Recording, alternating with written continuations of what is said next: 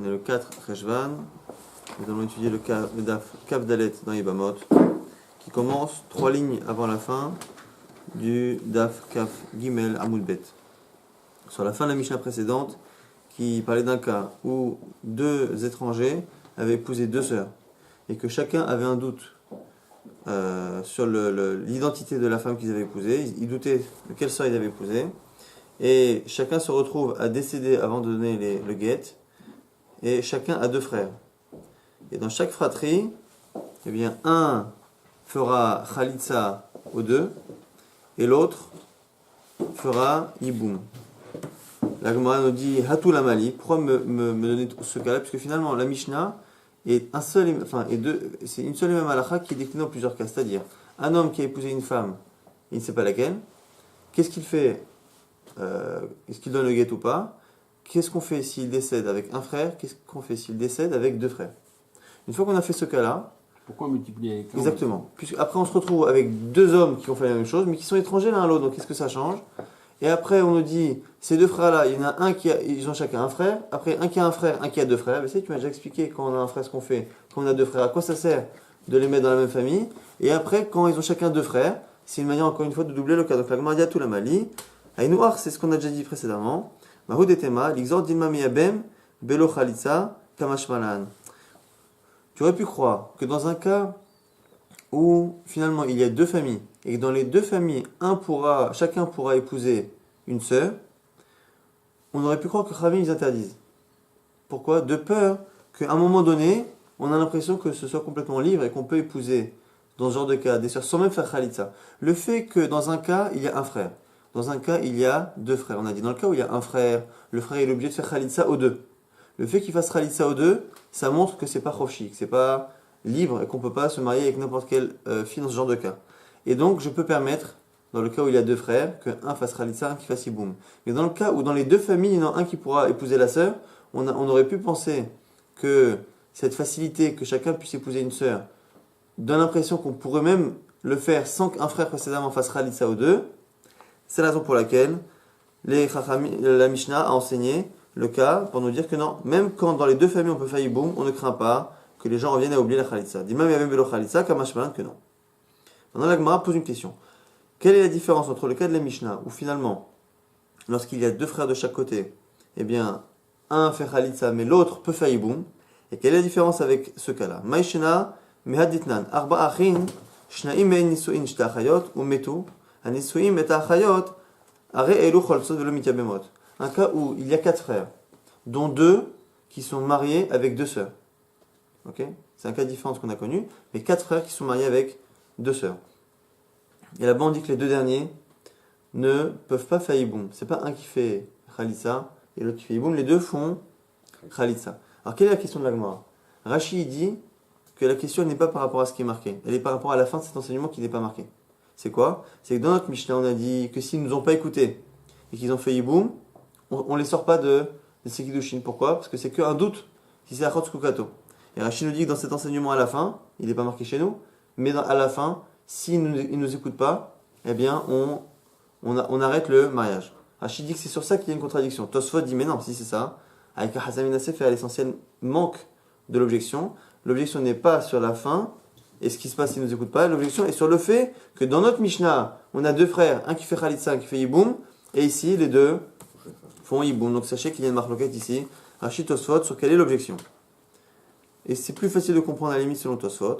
Donc pourquoi, dans la Mishnah chez nous, un fait khalitsa et l'autre, il peut faire yiboum, alors que dans le cas là-bas des 4 frères mariés, nos 2 mariés à 2 sœurs, eh bien, il n'y en a aucun qui peut faire yiboum. La Gemara dit, Achi ashta. Atam ilemandama yejika yejika, mais ilemandama asur levatel mizati bamin, asur levatel mizati bamin. On a vu il y a quelques dapim qu'il y avait des avis qui pensaient qu'il y a zika. C'est quoi qu'il y a zika?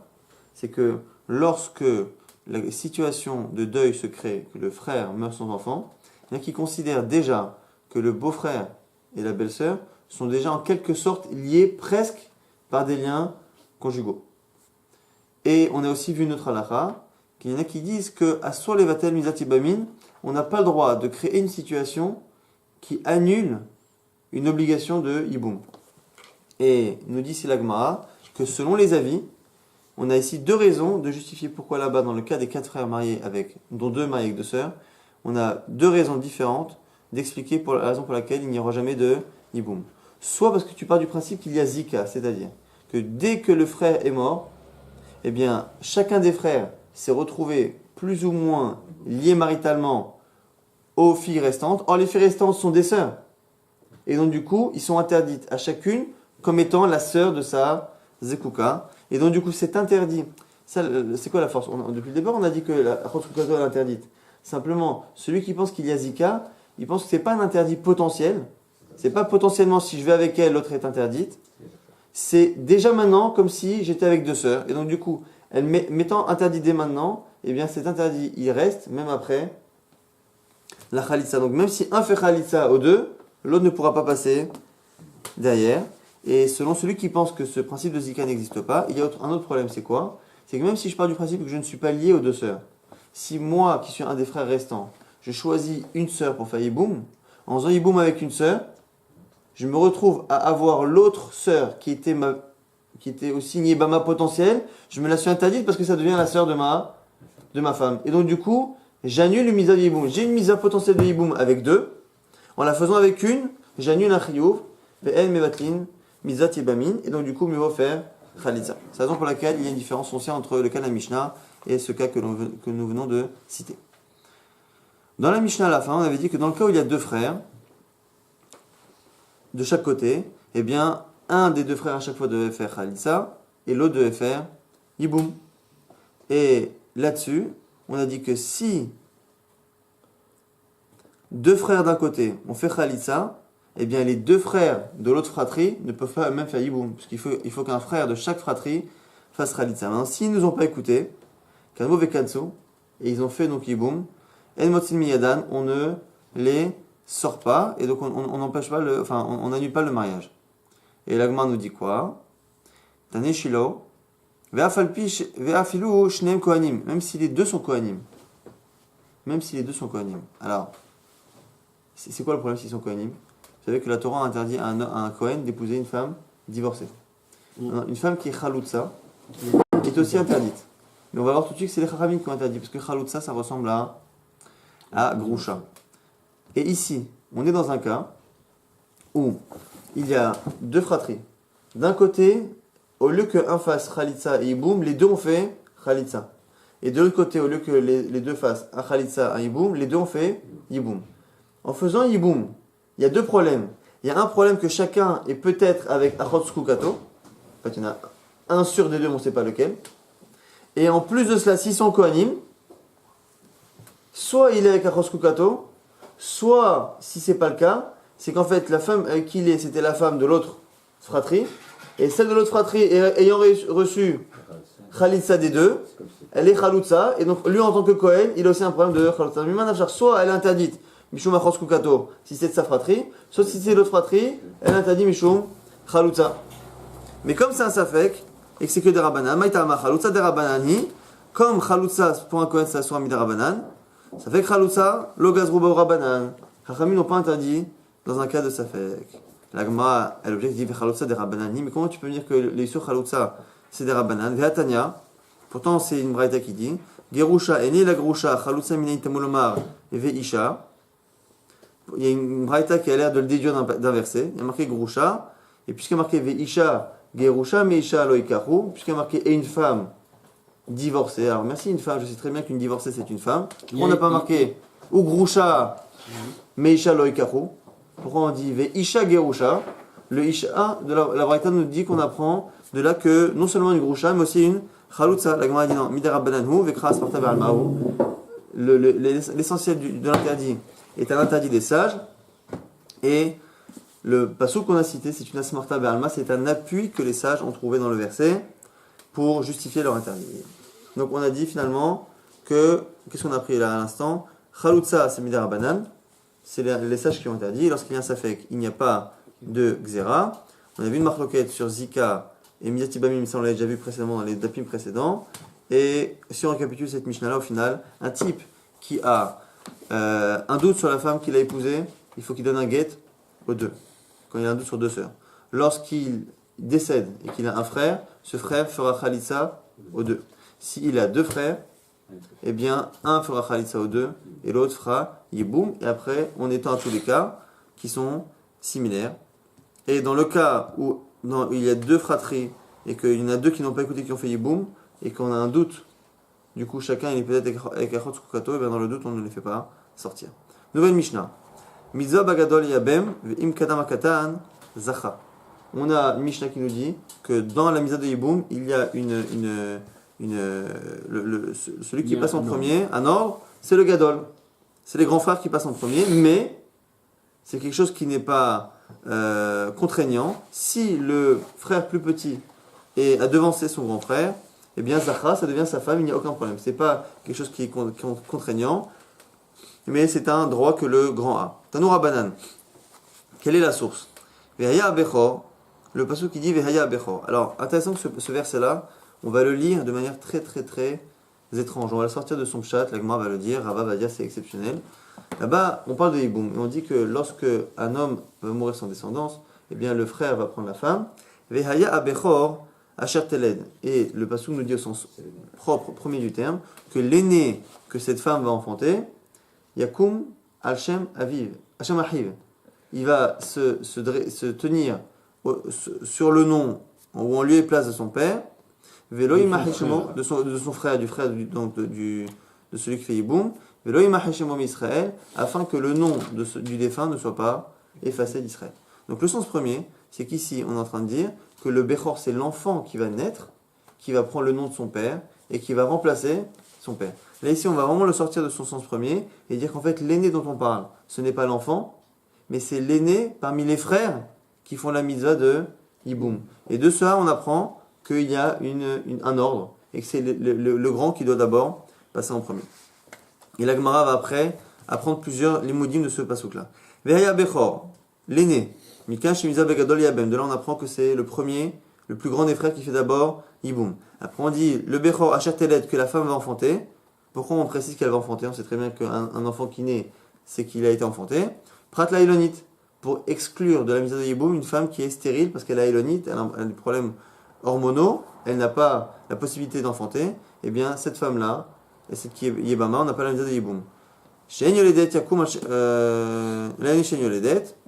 Yakum Hashem Ahiv, lorsqu'on dit que l'enfant devra se tenir au nom de son père, là aussi on le sent. Au nom de son frère.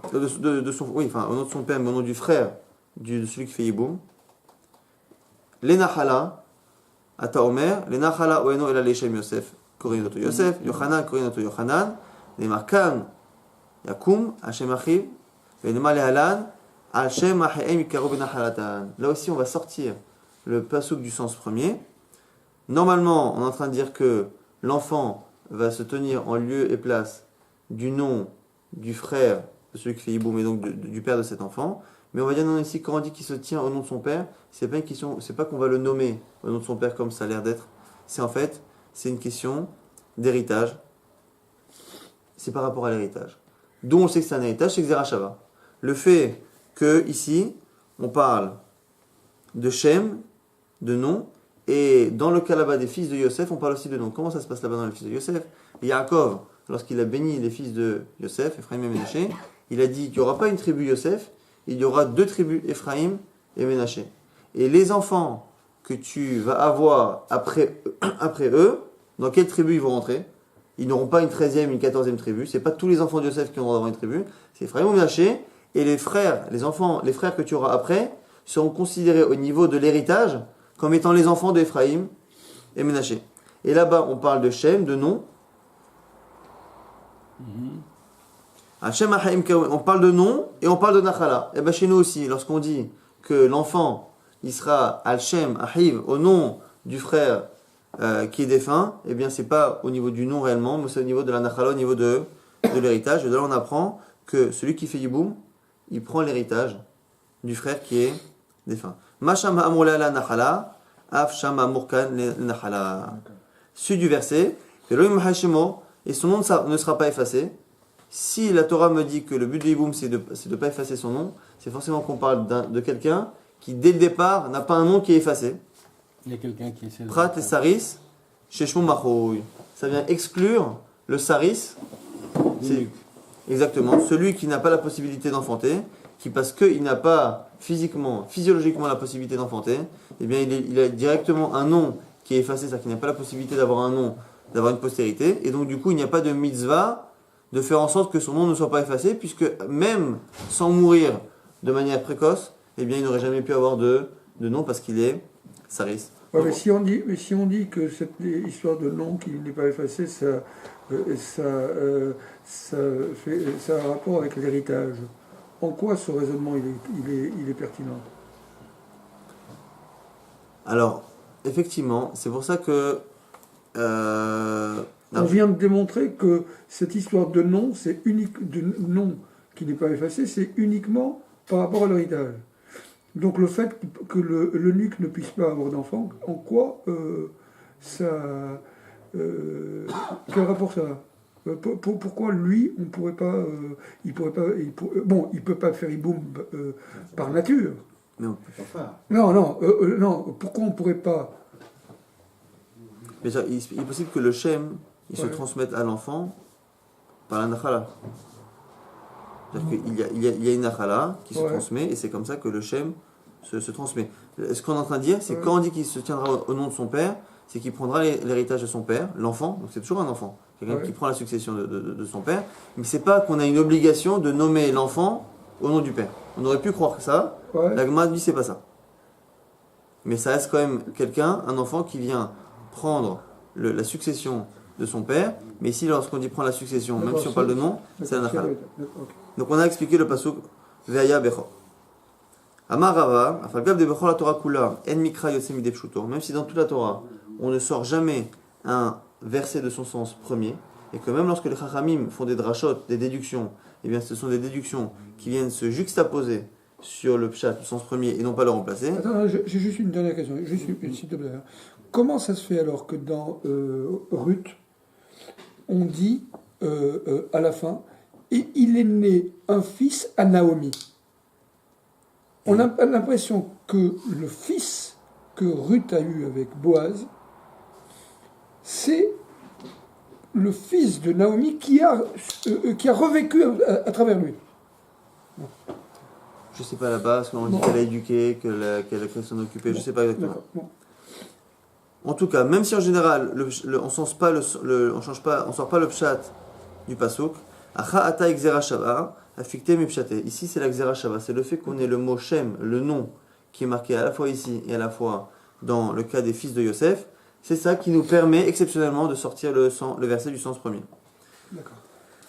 J'étais les gamins. La Gemara dit Ve'ila gzera shava avamina shem mamash. La Gemara, elle objecte.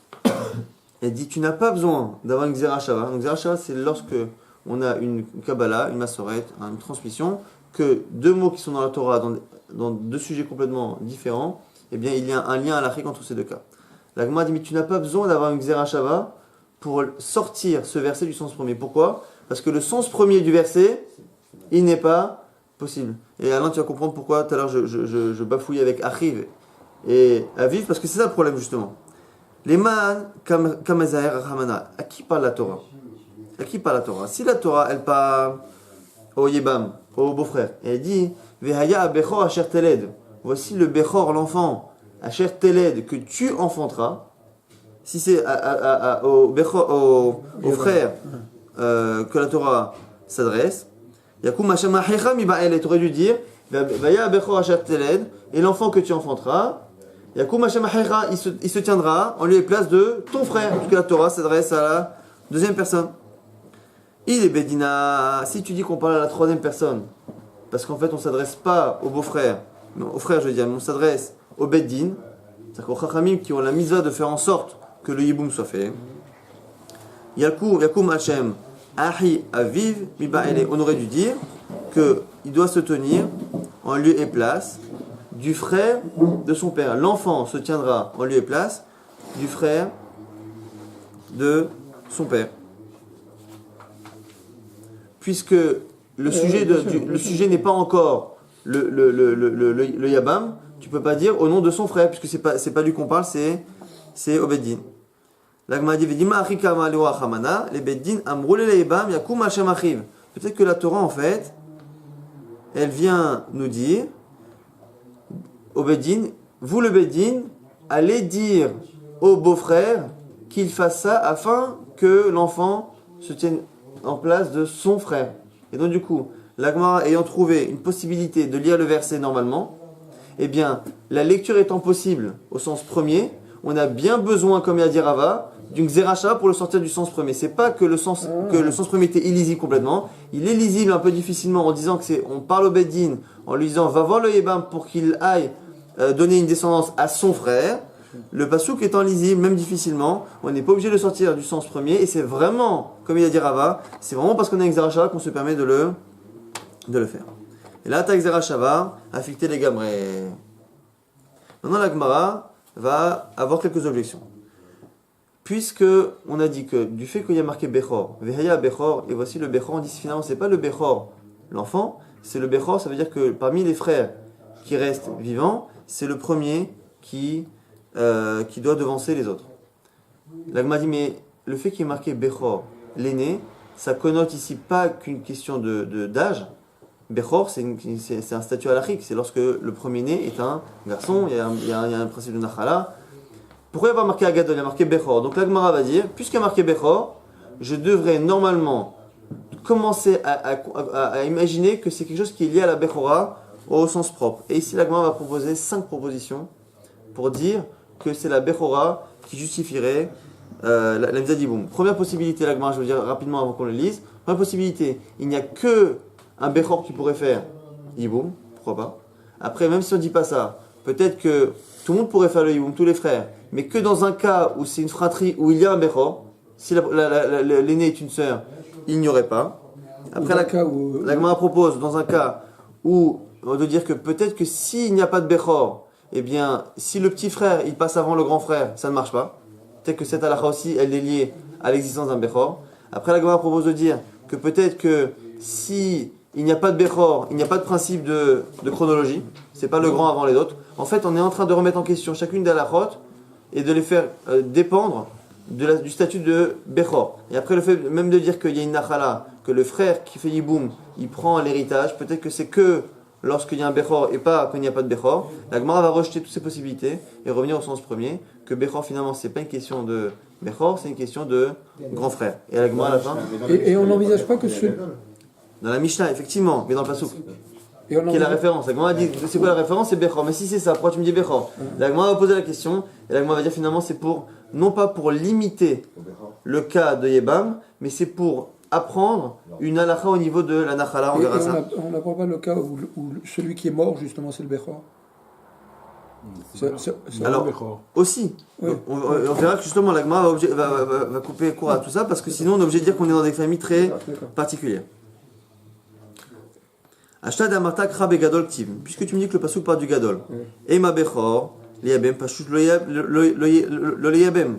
Si tu me dis, comme il y a marqué Bechor, peut-être qu'il n'y a que le Bechor qui fait Yiboum et pas un frère simple qui n'est pas Bechor. La Gemara dit Imken, Yeshet Ahif Shelo Yabor Alamo Dimet Rahaman Alamali, impossible, puisque la Torah a dit Yeshvu Shnei Ahim Yahdav, lorsque deux frères vivent ensemble, de là on apprend qu'un frère qui naît et qui n'a pas connu son grand frère qui est mort sans descendance, eh bien il ne peut pas faire Yiboum.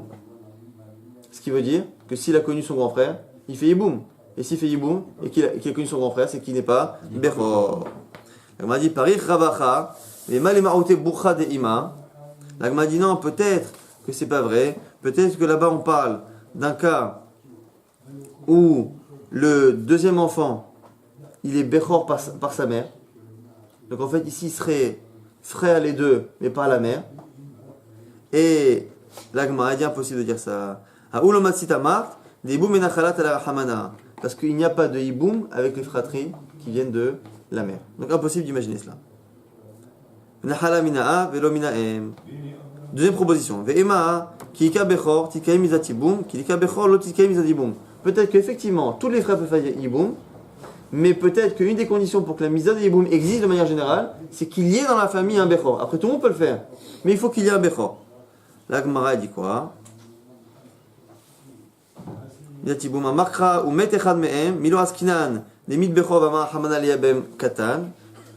Gemara dit, mais la Torah l'a dit qu'il y a deux frères, un qui meurt, un qui est vivant. La Torah n'a jamais précisé que forcément il faut qu'il y ait un grand, un petit. La Gemara parle même d'un cas où c'est le Bechor qui est mort et que c'est le petit qui fait Yiboum. Ve'ima demit katan ama haman alea ben Bechor.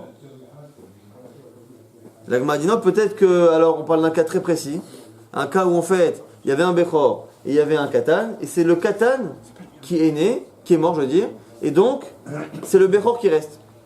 Et à ce moment-là, la misa de Yiboum peut exister puisque le Bechor est encore en vie. C'est-à-dire qu'on propose ici de dire qu'on lirait la Torah que dans des cas où il y a un Bechor à la base, il y a même un Bechor qui est vivant après le décès d'un des frères. La Gemara dit non, Amir Rahamana Eshet Achiv Shelo Beloramo, pareil. Puisque on a parlé d'un cas où la Torah a dit que si le petit frère n'a pas connu le grand frère, eh bien il ne fait pas Yiboum, de là tu vois que même lorsqu'il y a le Bechor, que le Bechor est décédé et qu'il reste le petit, eh bien si ce n'était qu'il n'a pas connu son frère, il aurait fait la visa de Yiboum, et donc cette halakha-là, cette possibilité-là est exclue. Et Makilika Bechor Kadam Katan Zacha, Veika Bechor Kadam Katan Lo Zacha, peut-être que ce qu'on a dit, que lorsque le petit frère, il peut justement passer avant le grand frère, s'il n'a pas écouté la mitzvah, eh bien ce n'est que quand il n'y a pas de Bechor, mais que quand il y a un Bechor qui est existant, il ne peut jamais passer devant, même s'il il le fait. Amarcha qui est achim yardav. Le fait que la Torah elle a dit lorsque deux frères vivent ensemble, eh bien on les a mis sur le même plan.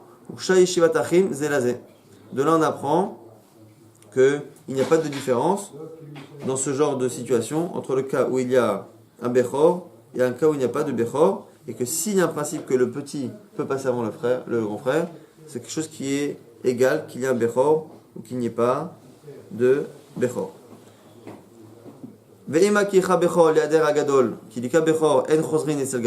Peut-être que lorsqu'il y a un Bechor, on a ce principe de chronologie d'aller toujours chercher le plus grand frère, mais pas lorsque il n'y a pas de Bechor. Al-Matane Abayi Kashisha. Il y a un rat qui s'appelle Abayi Kashisha qui n'est pas le Abayi classique, qui a dit quoi? Miza Begadol Yabem. Lorsqu'il y a un grand frère, on va chercher le grand frère. L'Oratsa, le grand frère ne veut pas. Olchim Etzel Ahiva Katan. On va voir son frère plus petit. Ce qui sous-entend que on va de petit en petit en fait. On va pas chercher le dernier. Ahiva Katan, ça sous-entend qu'on va chercher celui qui passe juste derrière. Or ici, on n'a pas dit que le premier c'est un Bechor. Donc de là, on voit que même quand il n'y a pas de Bechor, et que le grand est juste un grand, imaginons qu'il y a une grande sœur, et bien même s'il n'y a pas de Bechor, on a ce principe-là qu'on va toujours de manière chronologique. Et donc ça n'est pas, cette halakha-là d'aller du grand frère au petit frère, n'est pas lié à l'existence ou pas d'un Bechor. Agadol, si le petit frère ne veut pas, on revient au grand. Donc il y a une ressemblance entre le Bechor et le Gadol, que de la même manière que le Bechor il passe avant les autres parce qu'il est plus âgé, et bien celui qui est plus âgé sans être Bechor, il a aussi cette force de pouvoir passer avant les autres. Peut-être que si c'est un Bechor qui fait pourquoi la Torah dit Vaya Bechor, c'est parce que Yakum Hashem arrive, le fait de prendre l'héritage n'existe peut-être que si le frère qui fait Yiboum est un Bechor, et si c'est un frère Pachout simple, il ne prend pas la Nachala. La Gemara va exclure Amarkra Yakum Hashem arrive Veharekam. Puisque la Nachala s'est appelée Yakum Hashem arrive, que l'enfant se tient à la place du père, à partir du moment du frère, à partir du moment où l'enfant fait cette misa de se tenir à la place du défunt, eh bien c'est ça qui crée la Nachala, qui crée l'héritage. Et donc du coup, il n'y a pas de logique à faire une différence entre un Bechor et pas Bechor, puisque finalement le Bechor fait la même misa de Yakum Hashem arrive que un qui n'est pas Bechor. Et là, Bechor, des Kayer Hamana, c'est le Gadol. Et là, dire, du coup, si c'est le Gadol, si finalement tu n'as aucune halakha qui est liée au Bechor, pourquoi finalement l'appeler Bechor? On aurait dû dire Vehaya Gadol, Asher Teled, Yakum Hashem arrive, et le Mechashem Israël. Pourquoi on l'appelle Bechor? Puisque j'ai essayé, la Gemara a essayé 5 fois de faire dépendre des halakhot de Yiboum d'un statut de Bechora. On a tout mis de côté, donc finalement c'est pas Bechor, c'est l'Avdavka Bechor, c'est juste un Gadol. Et c'est juste pour nous apprendre qu'il y a un ordre. Alors pourquoi tu l'appelles Bechor? La Gemara dit Ma Bechor enonotel baraoui ki ba murzak, af ay enonotel baraoui ki ba murzak.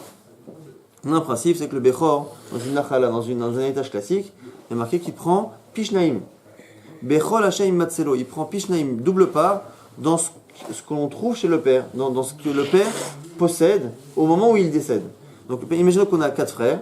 On a 4 frères. Au lieu de diviser l'héritage en 4, on divise en 5 et le Bechor il prend 2 parts. Bechor Hashem Matselo, dans tout ce que le père possède, mais pas dans ce qui est Raouille, pas dans ce que le père avait comme gain potentiel. Donc un exemple classique, le père il a des biens immobiliers, on divise les biens immobiliers en 5 et il prend 2 parts. Les biens immobiliers ont rapporté des rentes dans les mois ou les semaines qui ont suivi le décès du père. Et bien dans cet argent-là, il ne prendra pas, on ne divisera pas en 5, il ne prendra pas Pishnaim. Ça c'est une halakha au niveau de la Nachala. Or ici, le frère qui fait Yiboum, puisque lorsque ce frère qui fait Yiboum, eh bien après il y a un père qui va décéder. Lorsque le père va décéder, eh bien lui prendra sa part, et il prendra la part aussi de son frère qu'il a, enfin du frère qu'il a remplacé. Il a un frère qui est défunt, ce frère-là aurait dû hériter du père, lui il prend cette part-là. Donc il prend double part. Maintenant, c'est celui qui est décédé, il est Bechor. Non, la Zarka Bechor. Il prend sa part à lui déjà, et il prend la part du défunt. Donc ça fait double part, au sens propre du terme. S'il a un Bechor, c'est déjà 3. Ah, c'est macho après. Oublions Bechor, c'est pour ça. On parle de frère Shutim. Il a sa part à lui, il a la part du frère qui est défunt. Lorsque il prend ces 2 parts, est-ce que lui aussi, comme la Torah n'a pas dit Bechol Hashem Matselo, il ne prendra double part que dans ce qui est déjà existant? Peut-être que lui prendra double part à la fois dans ce qui est présent au moment du décès, et peut-être même double part dans l'argent qui est venu au défunt après sa mort. Comme on a dit, les rentes, ce genre de choses. Eh bien, le fait qu'on ait appelé Bechor, le grand, ça vient nous apprendre que de manière exactement, que même ici, dans un héritage, qui est une double part, non pas une double part de Bechora, mais une double part, parce qu'il prend sa part à lui, et il prend la part de celui qui l'a remplacé et dont il prend l'héritage, et bien même dans ce cas-là, il y a le même principe, on l'appelle Bechor pour t'apprendre, que le Bechor il prend Pishnaim, Bechor Hashem Matselo dans le cas de Nachala, ici aussi le beau-frère il prendra Pishnaim. On récapitule rapidement ce qu'on vient de dire à l'instant, on a appris du Pasuk Vaya à Bechor, que finalement, dans Yiboum, c'est toujours le grand frère qui passe en premier par rapport aux autres, et le fait qu'on utilise le mot Bechor, la Gemara dit, attends, c'est sûrement que il y a des halachot de Yiboum qui n'existent que lorsqu'il y a un Bechor, et la Gemara a rejeté toutes ces 5 possibilités qu'on va résumer très rapidement. Premier cas, peut-être qu'il n'y a que l'aîné qui ferait Yiboum. Après, peut-être que non, tout le monde fait Yiboum, mais que lorsqu'il y a l'existence d'un Bechor. Après, on a imaginé que peut-être que le petit frère pouvait passer avant le grand, s'il le fait de manière malpolie, on va dire. Eh bien, ça n'existerait que s'il n'y a pas de Bechor, mais le Bechor empêcherait cela. Ça aussi, on l'a mis de côté. Après, on a imaginé que peut-être que le fait de chercher toujours le plus grand, c'est peut-être que lorsqu'il y a un Bechor, ça aussi, on l'a mis de côté. Dernière possibilité, on a imaginé que le principe de Nachala, de prendre l'héritage du défunt, n'existerait que si celui qui fait Yiboum est l'aîné, et ça aussi, on l'a mis de côté. Finalement, il n'y a aucune halakha qui est liée, et qui est dépendante de l'existence d'un Bechor. La seule raison pour laquelle, lorsqu'on a parlé du verset pour dire que c'est le plus grand qui passe en premier, on a parlé de Bechor, c'est pour nous apprendre que lorsque le Yébam, lorsqu'il héritera après de leur père commun, eh bien, il prendra double part, sa part et celle du défunt. Eh bien, de la même manière que dans une Nachala classique, le Bechor, l'aîné, prend une double part que dans ce qui existe au moment du décès, pas dans l'usufruit qui est venu après, eh bien, de la même manière, ici, cet homme-là ne prendra pas double part. Attends, dans ce qui est gagné après. Et si le défunt, c'était le Bechor, dans ce cas-là, est-ce qu'il prendrait 3 parts? A priori, oui. Ouais. C'est un peu compliqué. Voilà. Une autre Mishnah, avec 2 cas. C'est le cas d'un type qui est soupçonné d'avoir une relation avec une femme qui lui est interdite. Avec 2 cas. Un cas où la femme interdite est une non-juive ou une servante, qui revient à peu près au même. Et un autre cas où la femme avec qui il est soupçonné est une femme juive, mais est une femme mariée. Et que se passe-t-il si cette femme avec qui il a eu une relation, plus ou moins on n'est pas sûr, mais il a eu une relation, cette femme lui devient autorisée. C'est-à-dire que la Goya se convertit, ou la femme mariée divorce. Et dans les 2 cas, on dira qu'il n'a pas le droit de l'épouser. Et la Gemara dira que parce que c'est pour pas faire parler les mauvaises langues. Les gens diront, on avait bien raison de les soupçonner, parce que regarde la preuve, c'est que dès qu'elle a divorcé, dès qu'elle s'est convertie, ils se sont mariés. Et maintenant la différence qu'il y a entre les 2 cas, c'est dans le cas où c'est une Goya, eh bien, il n'a pas le droit de l'épouser une fois qu'elle est convertie. Mais s'il l'épouse, eh bien, on les laisse marier.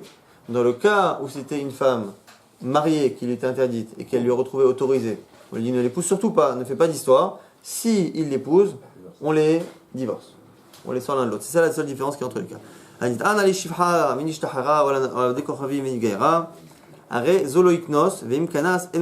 qu'on vient de dire, que si on a un doute par rapport à une goya, il n'a pas le droit de l'épouser une fois qu'elle est convertie, mais s'il le fait, on ne les divorce pas. Dans le cas d'une femme mariée, qu'on a divorcé, même s'il l'a épousée contre notre volonté, Yotsi, on la fera sortir. L'Agma ici fait une déduction et va faire une petite aparté sur la conversion. Le fait qu'on ait dit que cette fille avec qui il a une relation plus ou moins, on n'est pas sûr, mais elle s'est convertie, eh bien il n'a pas le droit de l'épouser. Cela sous-entend que lui n'a pas le droit de l'épouser parce qu'il a déjà eu un passé plus ou moins avec elle, mais que les autres juifs ont le droit de l'épouser. Lui, il ne peut pas l'épouser, comme cette femme mariée avec qui il y a eu des soupçons. Lui, il n'a pas le droit de l'épouser, mais les autres peuvent l'épouser. Là, on parle de Midgaret ou... De Midgaret. Dans le cas de la Guilloret, on a dit que comme il y a eu des soupçons lorsqu'elle était non-juive, une fois qu'elle est convertie, écoute, c'est pas la peine de faire des histoires, ne l'épouse pas. De là, tu vois que les... Shifra. C'est pareil, Shifra, qui est chez Nishtahara, elle est convertie. C'est converti. Et la Goya... La Eshetish. Non, Eshetish, c'est encore C'est après. un autre cas. C'est encore après. Dans le cas où elle s'est convertie, on lui dit tu peux pas l'épouser. De là, tu vois que les autres peuvent l'épouser. Là, je m'a dit mais je comprends pas. Cette fille-là, ok, elle était non juive. Elle a eu plus ou moins de relation avec un juif. 3 mois après, elle se convertit. Ben, ça, on a compris pourquoi elle s'est convertie. C'est une conversion qui est intéressée. Si elle est intéressée, elle ne devrait pas être bonne. Intéressante, c'est bon. Intéressée, c'est pas bon. De la voix intéressante. Je sais. Hagioret Miha Avia. Si tu vois que lui ne peut pas l'épouser parce que à cause de son passé avec elle, machma que c'est une bonne convertie. Et pourtant c'est une convertie qui a priori s'est convertie pour un juif. Au milieu on objecte. Echadi shenit gaya leshum isha vechadi isha shenit gaya leshum ish vechen mi shenit gaya leshum shulchan melachim leshum avdei shlomo enam gerim.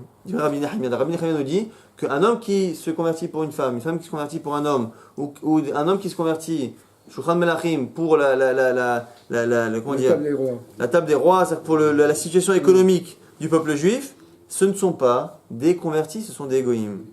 Chez Rabbi Nechemia Omer, ce que Rabbi Nechemia disait, Girei Arayot, Ve'echad Gerei Halomot, Ve'echad Gerei Mordechai Ve'Esther Enan Gerim, parce qu'il disait que ceux qui se convertissent de peur, Arayot, des bêtes féroces, qui se convertissent parce qu'ils ont eu un rêve dans lequel on leur a dit convertis-toi, ou les convertis de l'époque de Mordechai et Esther, qui n'a pas Pahad Mordechai Alehem, que Mordechai il leur a mis les jetons et donc du coup ils se sont tous convertis. Ce ne sont pas des convertis. Ad Sheit Gaïrou Bismanazé, jusqu'à qui se convertissent aujourd'hui. La Gemara dit quoi Bismanazé? C'est-à-dire quoi? Il n'y a qu'aujourd'hui où il y a des convertis, tous les autres d'avant c'est pas des vrais. Non, c'est une manière d'expliquer. Et là, Emma qui est Bismanazé. Il faut qu'ils se convertissent dans une situation similaire à celle d'aujourd'hui. Aujourd'hui, il n'y a aucun intérêt pour un goy de se convertir. Et bien, même ceux qui se convertissaient à l'époque où c'était une belle époque, il fallait qu'on vérifie que ce soit une situation dans laquelle il n'est pas réellement d'intérêt. Ce qui veut dire que pour l'instant, un converti qui se convertit pour de l'argent, pour un homme, pour une femme, pour amour, je ne sais quoi, eh bien, il n'est pas converti. L'Agma a dit, Haït Marala, Al-Khalema, c'est bon à retenir. Marabisra Bar Shmuel, Marbarta, Mishme des Ravon de Rav, Al-Kha qui te remerque Kulam Girim. L'Alakha, elle est comme ceux qui disent qu'ils sont tous convertis. C'est important de le savoir. Que même si dans une conversion, on cherche, lorsqu'on a des gens autour de nous qui veulent que se convertir, les khatrila, il faut faire en sorte qu'il n'ait pas d'intérêt, parce que c'est pas génial, effectivement. Mais après, lorsqu'on est face à des cas où on sait que la conversion a été intéressée, eh bien, on ne peut pas remettre en question. L'Alakha, elle est claire que Kulam, Girim, même, il ne faut pas non plus avoir une situation intermédiaire. Il y a pas, on est juif, on n'est pas juif. Maintenant, l'Alakha, elle est tranchée qu'ils sont juifs. La preuve, c'est qu'elle peut épouser tout le monde, sauf celui avec qui il y a une histoire. L'Agma dit, dis-moi, si du coup, elle est convertie à 100%, pourquoi il ne pourrait pas l'épouser, ce bonhomme-là avec qui on a eu des soupçons avant? Mishum de Ravasi, Amar Ravasi, Asami Mecha Akshutpe, Veladut Sfataim, Vechoulé, à cause de Ravasi qui te dit, dans ta vie, fais en sorte en général d'écarter de toi toute situation qui pourrait faire parler les mauvaises langues. C'est pas la peine ici. Si tu as déjà été soupçonné avec une Goya, de l'épouser une fois qu'elle est convertie. Tanor Abanan, En Mekablim Gerim Limot HaMashiach. Brata qui dit qu'on ne recevra pas les convertis au moment du Mashiach. Kayot Sebo, Lokiblo Gerim, Lobime David, Lobime Shlomo. Quelque chose qui ressemble à cela. À l'époque de David ou Shlomo, où le pays était prospère, on ne recevait pas de Gerim. Amarabi Eliezer, Mike Radon l'apprend. Hen gor yagur efes moti miga itecha alaich ipol. Le pasuk nous dit là-bas, Hen gor, celui qui veut se convertir, yagur, il faut qu'il habite avec toi efes moti lorsque je ne suis pas présent. C'est en gros, il faut qu'il vive avec le peuple juif dans une situation délicate. Miga itecha alaich ipol, c'est celui qui vit avec toi, c'est lui qui pourra bénéficier à la fin des temps de la venue du Mashiach. Avalidachlo, de là on voit que les autres, non, donc du coup, pas au moment du Mashiach, on ne peut pas les convertir. On reprend. C'est-à-dire aujourd'hui, tous ceux qui sont mariés avec des goyontes et ils veulent se convertir, c'est impossible. Les khatrila, non. Alors, on regarde peut-être les questions pour après, quand on essaie de terminer le daf. Anita analeshetish. Maintenant, on a dit que lorsque le type il est soupçonné avec une femme qui est mariée, et bien même lorsqu'elle est divorcée et autorisée, il ne pourra pas l'épouser. Et s'il le fait, par contre, lui, on lui sort la femme de chez lui. Amar Rav nous précise que la Mishnah parle dans un cas où il y a eu des Haïdim ou Be'aïdim. C'est-à-dire qu'en fait, c'est pas simplement qu'il y a eu des soupçons, qu'il y a eu une rumeur, il y a eu des Haïdim. La Gemara, elle sera pas d'accord avec ça. Amar Rav Shechet Rav Shechet, il dit Amina. Kinaim veshachim Rav Amar le Haïsh Marteta. Je pense que Rav, lorsqu'il a dit ça, il était à moitié endormi. Donc ça a l'air comme expression dans la Gemara, mais il n'a pas fait attention. Il y a une braïta qui ne peut pas dire ça. Détania, il y a une braïta qui dit Anita analeshetish, un cas similaire avec juste un petit mariage en plus. Un type qui est soupçonné avec une femme mariée. Veotziuha al yado v'ingarsha mitahat yidaher. Il était soupçonné avec une femme mariée. Simplement, après coup, elle a été divorcée et elle s'est remariée avec un autre qui lui aussi l'a divorcé. Et maintenant, le fameux Don Juan se retrouve à vouloir épouser cette femme. Imkanas le yotzi. Dans ce cas-là, s'il l'épouse, on ne lui sort pas cette femme. Celui qui était soupçonné au départ.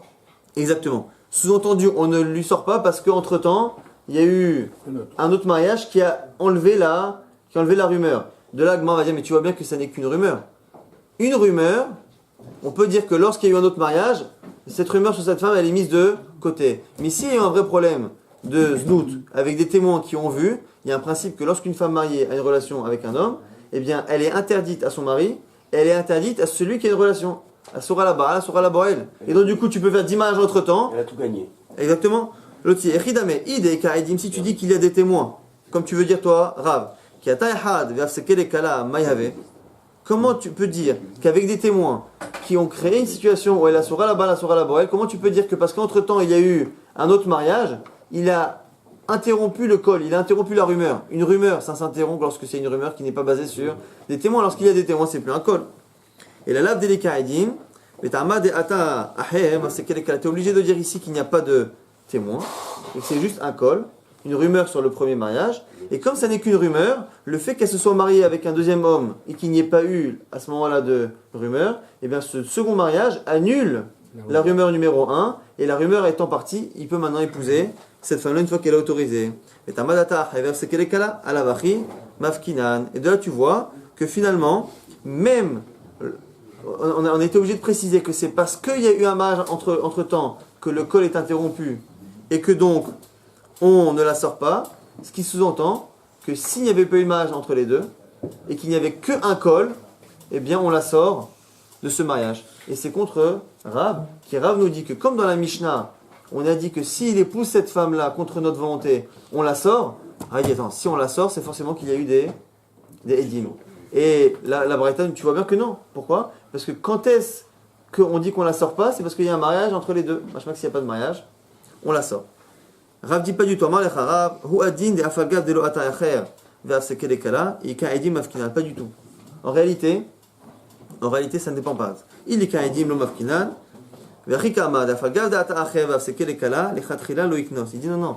Le fait qu'ici il y a un mariage entre les deux, c'est pas pour venir m'apprendre que c'est grâce à cela qu'on ne la sort pas.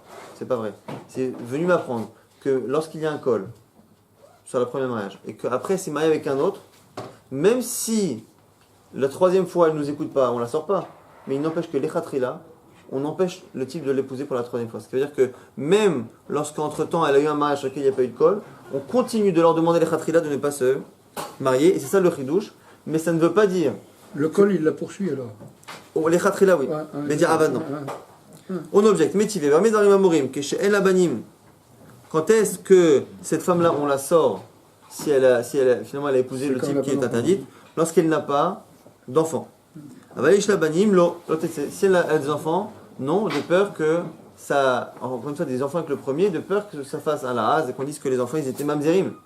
Puisque le fait d'annuler le mariage avec le dernier, ça sous-entend qu'on est sûr qu'ils ont eu une relation il y a 15 ans et donc que les enfants du premier mariage sont des mamzerim et ça on le fait pas. La m'a dit imbaou aide tumam, c'est le même braïta dit mais pas tout ça c'est que lorsqu'on n'a qu'un soupçon. Mais si on a des témoins qu'il y a une relation, à ce moment-là, elle est interdite à ce bonhomme-là de manière certaine, minatora, et on s'en fiche que les enfants prennent éventuellement une rumeur d'être mamzerim. Imbaou aide tuma, afilou yeshla kamabanim, tetse. L'agma nous dit quoi? Rav mukela le matnitin, beshi yeshla banim, ve yeshla edim. Rav dit que la Mishnah chez nous, pourquoi on la sort? C'est un cas où il y a eu à la fois des témoins et à la fois des enfants.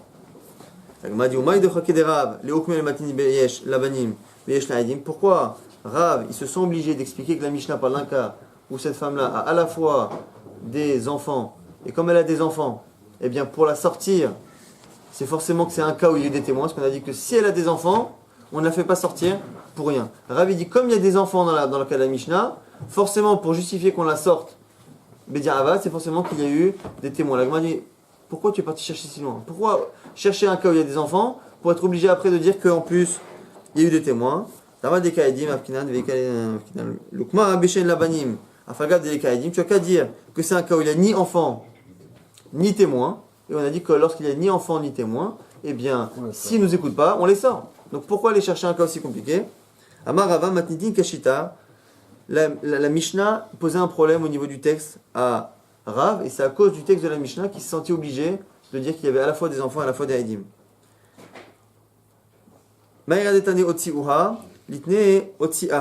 Si tu parles du cas où il n'y a pas de témoin, on aurait dû dire que la femme elle était mariée une première fois, il y a eu une rumeur, et après Otsia, le mari, l'a divorcée. Il y a marqué Otsiuha, ils l'ont sorti. C'est qui ils l'ont sorti au pluriel? C'est pas le mari, c'est le Beddin. Or, un Beddin ne sort une femme que s'il y a des témoins. Et de là, tu vois qu'il y a des témoins, et donc c'est un cas où il y a des témoins et des enfants. Et là, Kol Otsiuha, Beveddin, ou Beddin, Beedimu, des mafke. Première possibilité de dire que comme c'est au pluriel, donc ils l'ont sorti, c'est le Beddin. Si le Beddin qui l'a sorti, c'est forcément qu'il y a des témoins. Autre possibilité, quand est-ce qu'on peut sortir éventuellement, même s'il n'y a pas de témoin, mais si la rumeur elle est sérieuse, allez matnita, c'est qui notre Mishnah? C'est Rabbi. Rabbi a une chita particulière. Netanya, rochel yotse, veishach hogad besina. Amar Rabbi o ilum choradava, tetse rok le mala minakila. Amar Rabbi o ilum choradava, tetse minalim afuchim tachatamita. Amar Rabbi o ilum choradava, tetse minalim afuchim. Le Rabbi nous dit quoi? Que lorsque normalement, Aïdé Touma, c'est vraiment des témoins qui ont vu une relation interdite. Là, ici, Rabbi nous dit, et dans ce cas-là, on a dit, s'il n'y a qu'une rumeur, que des gens qui ont vu une femme discuter trop longtemps avec un homme ou s'isoler, bon, on n'est pas sûr. Mais il y a un cas particulier, c'est ce qu'on appelle Davar Mechoar. Rabbi pense que Davar Mechoar, lorsque on les a vus, même si on n'a pas vu la relation, mais qu'on a vu quelque chose de vraiment très compromettant. Donc, on a vu le rochel ici, c'est celui qui vend des parfums aux femmes. Et on le voit sortir de la maison et on voit la bonne femme en train de se rhabiller plus ou moins. Voilà, ce genre de détails qui font que ici on n'est plus dans un soupçon simple, on est dans quelque chose qui est mechoar. On voit les chaussures qui sont retournées à côté du lit pour montrer qu'ils ont essayé de cacher les affaires du don Juan. Donc voilà, à partir du moment où ça commence à être très sérieux, Rabbi nous dit ici, c'est cette rumeur à la fin, cette rumeur, c'est un témoignage qui n'est pas un témoignage sur un fait en lui-même, eh bien c'est un cas où on fera sortir la femme. Donc quand est-ce qu'on fera sortir la femme? Selon Rav, dans un cas où il y a des témoins, et selon Rabbi, même s'il n'y a pas de témoin, à partir du moment où c'est une rumeur qui est liée à un témoignage d'une situation qui est très problématique, ce qu'on appelle Davar Mechoar, et demain on aura l'occasion de continuer d'expliquer ce principe Davar Mechoar. On parlera des chaussures. En dessous, Exactement, en dessous, retourner ou pas. Avec ou sans